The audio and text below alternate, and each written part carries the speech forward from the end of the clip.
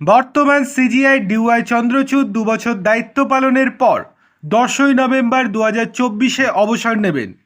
এরপর বিচারপতি Sanjeev Khanna ১১ই November ২০২৪ CGI হিসেবে ১৩ই মে ২০২৫ তার অবসর নেওয়া পর্যন্ত ৬ মাসের মেয়াদের জন্য দায়িত্ব গ্রহণ করবেন।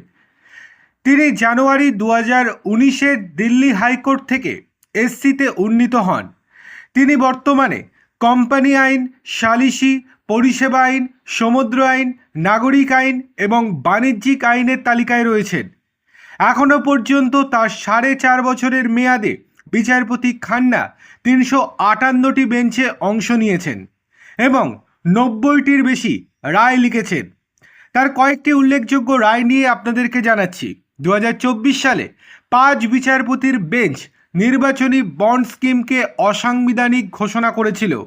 বিচারপতি খান্না একটি সমন্বিত মতামত লিখেছিলেন যে দাতাদের গোপনীয়তার অধিকার যদি ব্যাংকিং চ্যানেলের মাধ্যমে অনুদান দেওয়া হয় তবে উত্থাপিত হয় না। তাদের পরিচয় যে ব্যক্তি থেকে বন্ড কেনা হয়েছে সেই ব্যাংকের কর্মকর্তাদের কাছে অসমমিতভাবে পরিচিত। তিনি আরও মনে করেন যে দাতাদের বিরুদ্ধে প্রতিশোধ স্বীকার ও প্রতিশোধ নেওয়া অন্যায় হবে, তবে তারা এই প্রকল্পের জন্য ন্যায্যতা হতে পারে না যা ভোটারদের তথ্যের সম্মিলিত অধিকার লঙ্ঘন করে। ২০২৩ সালে বিচারপতি খান্না ৩৭০ ধারা বাতিলের বৈধতাকে বহাল রাখার জন্য ৫ বিচারপতির বেঞ্চের সিদ্ধান্তে একটি সহমত লিখেছিলেন।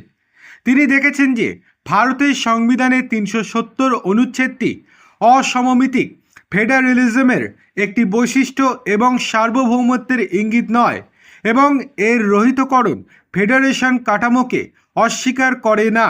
২০১৯ সালে তিনি বিখ্যাত আরটিআই রায়ে সংখ্যাগরিষ্ঠ মতামত লিখেছিলেন এবং বলেছিলেন যে বিচার বিভাগের স্বাধীনতা, স্বচ্ছতা এবং জবাবদিহিতার পথে দাঁড়ানো উচিত নয়।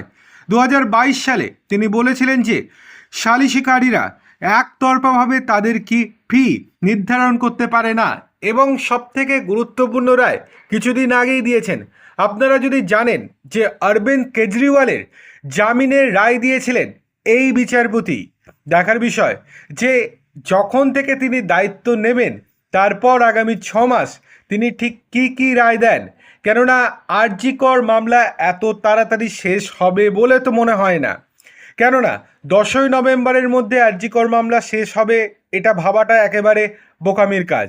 তারপরে বিচারপতি খান্না কিন্তু প্রধান বিচারপতি হচ্ছেন, তারপর তার এজলাসেই অর্থাৎ সেখানে শুনানি হবে এবং সেখানে কি রায় দেন পরবর্তীতে সেটা অত্যন্ত লক্ষণীয়। কেননা ইনিই কিন্তু ইডি এবং সিবিআইকে তীব্র ভর্ৎসনা করেছিলেন। দেখার বিষয় কি হয়।